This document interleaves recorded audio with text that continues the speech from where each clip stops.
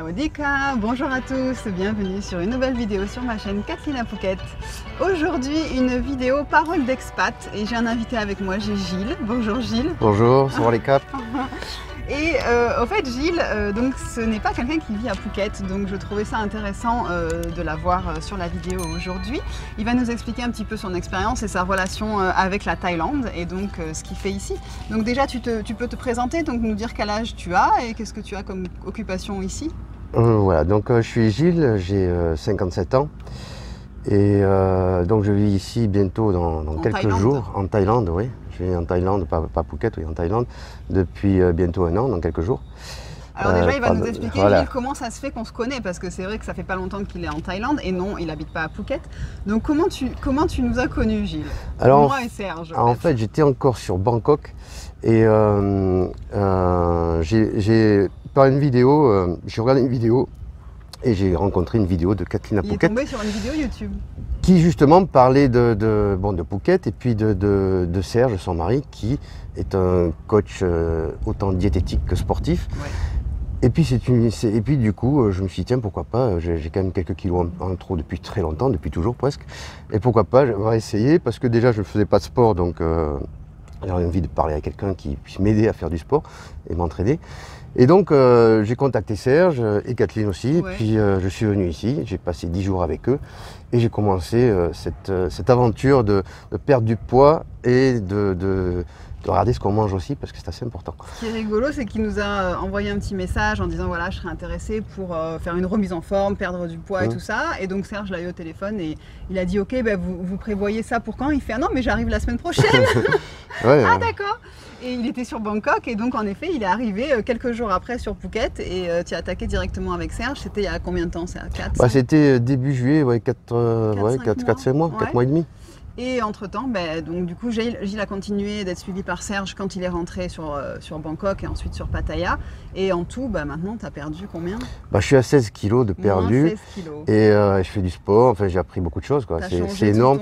J'ai complètement changé, ma vie a complètement changé. J'aurais dû le faire bien longtemps à l'avance, mais bon, c'est comme ça, c'est mieux vaut tard que jamais. Et en fait, je suis extrêmement content de tout ce changement qui me permet de faire beaucoup plus de choses et de revivre un peu. Malgré mon âge, je me sens beaucoup mieux.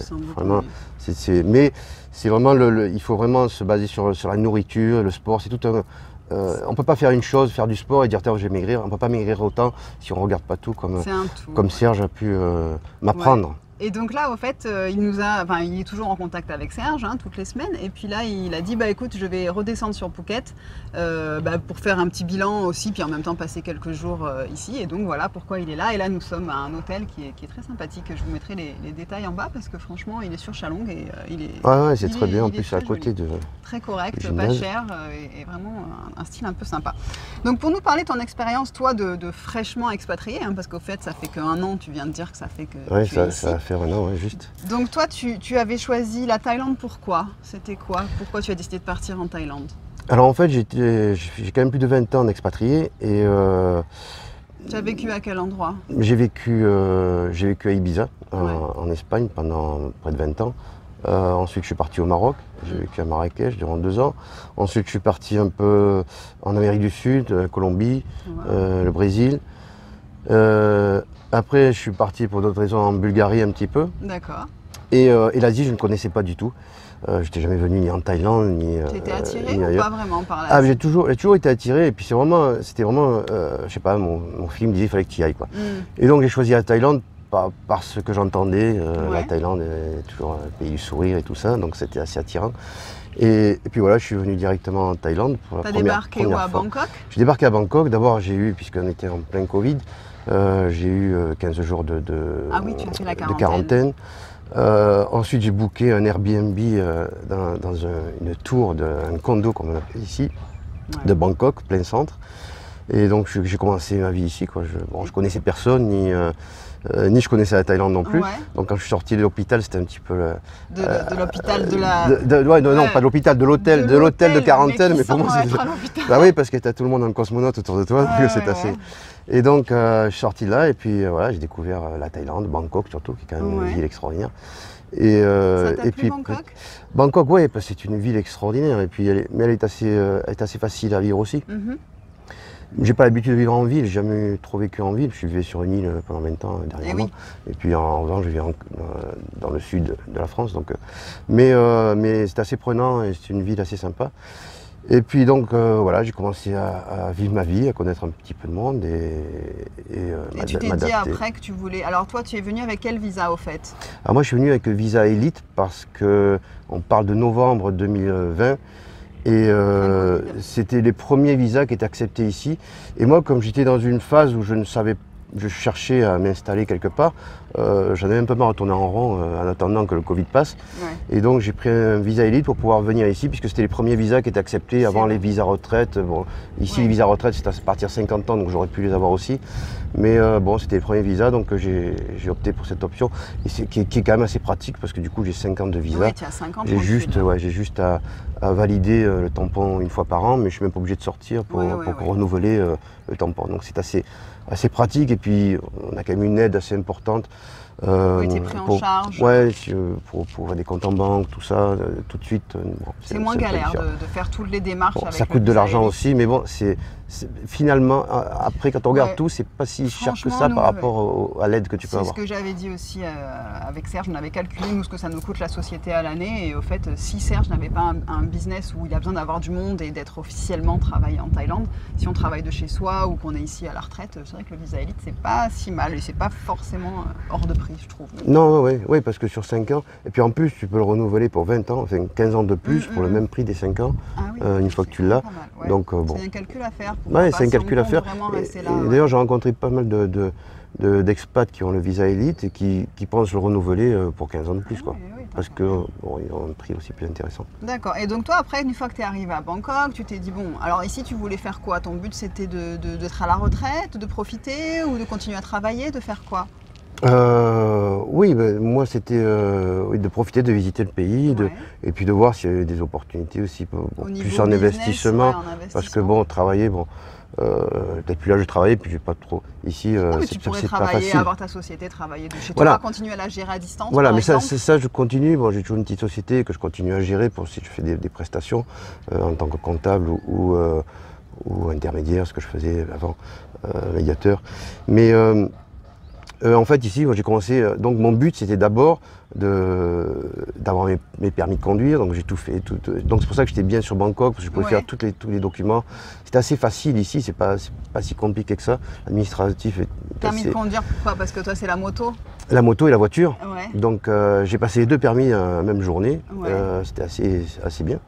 C'est bien passé, malgré le Covid, parce que c'était fermé aussi, tout ça. Ouais, c'est compliqué. Et donc, du coup, j'ai enchaîné, j'ai acheté une voiture, et puis je suis parti visiter le sud. Je suis descendu 3 fois dans le sud, donc j'ai fait tout un tour les îles, ouais, j'ai fait des parcs naturels, comme ça. Après, j'ai fait les îles, Koh Samui, Koh Phangan. Tout ça tout seul, hein. C'est vrai que tu es arrivé tout seul ici. Oui, je connaissais personne. Donc, et après, j'ai connu, toujours par Facebook, en fait, j'ai connu un groupe d'amis qui sont devenus des amis, qui avait un petit hôtel qui ouvrait. Et je suis allé à l'ouverture. À quel endroit? À Koh Lanta. À Koh Lanta. Et on s'est fait amis un peu. Et donc je suis allé 2 fois là-bas. Du coup, j'ai rencontré d'autres gens, dont un ami maintenant qui est sur Pattaya. Il m'a dit, viens voir Pattaya, tu verras, c'est pas mal. Et puis donc j'ai connu Pattaya. Et c'est vrai que pour ce que je voulais faire, c'était assez sympa. C'est proche de l'aéroport, c'est proche de Bangkok. C'est un peu centré par rapport à la Thaïlande. Ouais. Parce que quand on est sur une île comme Koh Samui ou Phuket, on est dans le sud, quoi. Donc quand tu veux aller, il faut prendre un avion ou bien il faut faire quand même 800 km. Ah oui, Pattaya, c'est à quoi, 2 heures de route de Bangkok? De Bangkok, ouais. Et 1 heure et quart de l'aéroport international. Donc c'est assez pratique pour ça. Ouais. Et c'est vrai que l'image de Pattaya n'est pas forcément bien dans l'esprit des gens, alors qu'au fait, quand on connaît les gens qui y vivent, et j'en connais aussi des retraités qui vivent là-bas, français, un couple de Français, et au fait, non, ils disent non, mais Pattaya, l'image qu'ont les gens, c'est une rue. C'est pas Pattaya. Oui. Mais en plus, je ne l'ai pas connue, parce que je ne suis jamais venu avant le Covid, donc cette rue, je la vois, mais elle est fermée, il n'y a rien dedans. Voilà. Donc, et en fait, Pattaya, mais Pattaya, tous les alentours de Pattaya sont très beaux. Il y a des îles aussi en face qui sont assez sympas. Alors la mer n'est pas très jolie par contre, c'est ça? Non, mais bon, par rapport à ici, tu prends un bateau, tu vas à Koh Lan par exemple, qui est juste en face, et la mer est sympa. Et non, après j'étais aussi, je suis pas mal resté sur Hua Hin aussi, qui est aussi proche de Bangkok, mais c'est différent aussi, il n'y avait pas d'île. La mer c'est la même couleur que Pattaya, c'est pas non plus une mer extraordinaire, mais j'ai préféré Pattaya, puis en plus je me suis fait des amis là-bas. C'est un feeling, on va dans plusieurs endroits. Ce qui est bien, ce que tu as fait, c'est de voir un petit peu plusieurs endroits, si tu n'as pas un but précis, de dire ok, je vais voir là, où est-ce que je me sens bien, où est-ce que je peux faire des affaires, si je dois faire des affaires, où est-ce que ça va marcher le mieux pour moi, et après de faire son choix. Et après, plus tard, tu verras bien, hein, comme tu disais, peut-être que tu viendras je sais pas, sais pas où je vais vivre exactement. Mon but, c'est de rechercher. Là, j'ai tout le nord à faire. Ah ben voilà, donc, je me suis acheté ma moto. Là, maintenant, je suis assez content. Et là, normalement, les tu pluies peux dire ce que j'ai pour les connaisseurs. Moi, ça va rien me dire, mais dis ce que c'est. J'ai acheté une Kawasaki 1000 V6 SE. Il faut le dire SE parce que c'est un modèle un peu spécial. Et c'est vrai que c'est la moto idéale pour les grands voyages, quoi. Mais j'ai un ami aussi qui a une grosse moto, donc on a prévu quand ils ouvriront un peu les frontières, on peut aller au Cambodge, parce qu'on est à côté, à Pattaya, on a le Cambodge, on veut visiter pas mal de choses. C'est une grosse routière, quoi. On peut se permettre des gros voyages. Et il y a beaucoup de motards ici, en Thaïlande. Il y a beaucoup de motards. Je me rends compte que puis il y a des vrais motards avec des toutes petites motos qui font des kilomètres impressionnants. Ils encouragent. Mais bon, c'est vrai que maintenant il nous reste tout le nord à visiter. C'est-à-dire tout au-dessus de Bangkok, tous ces côtes. Comment ça s'appelle, Chiang Mai, tout ça, le triangle d'or, en fait, ce qu'on appelle le triangle d'or. Et ça, bon là, en principe, ce sont des puits s'arrêtent. Et mon ami revient là de France, il est parti 2 mois. Et donc on va pouvoir attaquer la visite. C'est bien. Et donc toi, qu'est-ce que tu fais à Pattaya? Tu m'as dit, c'était de construire des maisons pour des investissements immobiliers. Toi, voilà, l'investissement immobilier, c'est un peu le phénomène après Covid. Moi, je vivais en Espagne, j'avais une maison qui s'est vendue tout de suite après le Covid parce que c'était une petite maison avec une petite piscine. Et ici, on s'aperçoit du même phénomène, c'est que Pattaya, c'est très proche de Bangkok. En plus, il va y avoir beaucoup plus de facilité de transport. Ils sont en train de faire un train rapide. Et le week-end, j'ai un Bangkok qui ont des moyens, quoi, parce qu'il y a de tout ici. On cherche des maisons. Et donc, je suis rentré un petit peu dans ce créneau. J'ai eu la chance de connaître un promoteur qui a voulu faire des choses avec moi parce que j'ai apporté un petit peu de connaissances européennes, on va dire, au niveau des plans, parce qu'ils font des plans totalement différents de nous, des plans de maison, donc elle a adapté un peu à mes plans, et puis la décoration aussi qui est différente. Oui, ça je confirme. Et donc voilà, on a fait des choses un petit peu ensemble, et moi ça m'occupe beaucoup. Ah bah oui. C'est assez sympa. Et donc là, après, le but c'est de faire construire, éventuellement de revendre les maisons ou de les louer? Non, de les revendre, je pense. Une fois que ce sera fait. Ouais, c'est plus un truc de se faire plaisir, décorer d'une certaine façon, et puis de revendre, je pense, D'accord. Bon, après, si je ne revends pas, je louerai sûrement. Après, tu pourras louer sans problème. Mais ouais. C'est vrai que beaucoup de gens de Bangkok ont une maison secondaire sur Pattaya ou viennent louer des maisons aussi. Surtout le confinement, ce qui a tué le confinement, en fait, ce qui a tué les gens, c'est qu'ils se retrouvent dans des condos. Les condos, c'est très cher. Un appartement, c'est plus aussi cher qu'une villa. Avec tout qui est interdit, par exemple, les piscines des condos. L'avantage du condo, c'est que tu as un beau gymnase, une belle piscine, une belle prestation. Mais pendant tout le Covid, on n'avait pas de piscine. Moi, j'étais à Bangkok, j'avais pas de piscine, il n'y avait pas de. Tout est fermé. Tout est fermé, on peut aller nulle part.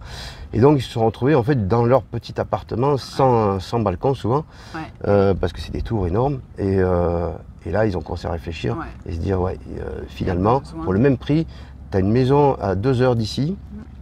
Et tu as ton jardin, ton petit jardin, ta petite piscine, tu es un peu plus libre, quoi.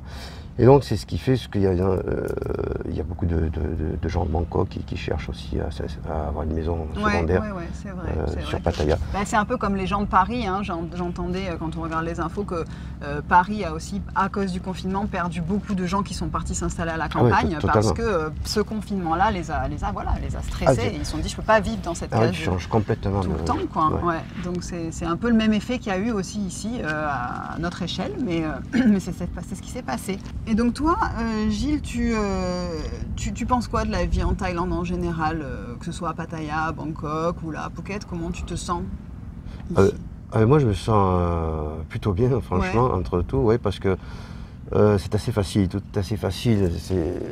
Tu cherches À te loger, c'est facile dans la Ouais. journée, on ne te demande pas comme en Ouais. France, tes déclarations de revenus ou tes Oui, parce que- salaires, rien, on ne te demande rien. On te dit Oui, bon, parce c'est que- ce temps et puis ouais, tu payes. Et puis, Et voilà. puis si tu payes pas, bah, on te met dehors. Donc c'est pour Voilà. ça que les facilités sont Voilà, comme ça mais aussi. bon, c'est le même principe, sauf qu'on ne te demande rien. Ouais. Pour manger, il n'y a rien de plus facile. Moi, je mange beaucoup à l'extérieur. Je mange Eh toujours oui. à l'extérieur. D'ailleurs, je ne cuisine Tu pas du cuisines tout. pas. Et puis, aucun intérêt de cuisiner ici. Moi, j'adore manger à l'extérieur, dans street food, peu importe. Ah, on se régale, hein. Et je mange quasiment que thaï parce qu'il n'y a rien qui me manque en nourriture européenne, on va dire, western.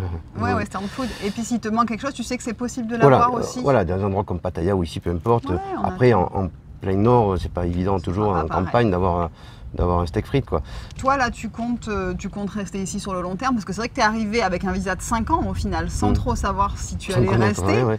Et alors, c'était un peu un risque, mais là, tu penses que Ouais. ce risque, au fait, finalement, tu as bien fait de le prendre parce que tu te vois ici sur le long terme. Ah oui, il n'y a Ouais. rien qui me... Non, franchement, même là, ça fait 1 an que je suis là, c'est passé tellement Tu t'es vite. même pas posé la question beaucoup de de choses, dire non. est-ce que je rentre Non, il y a vraiment rien qui me manque ici, quoi. Ouais. Je suis prêt à rester, ouais. C'est vrai que toi, tu n'as pas d'enfant non plus en France. Non, voilà, pas que je sache. donc, pas que tu saches, voilà, on sait jamais.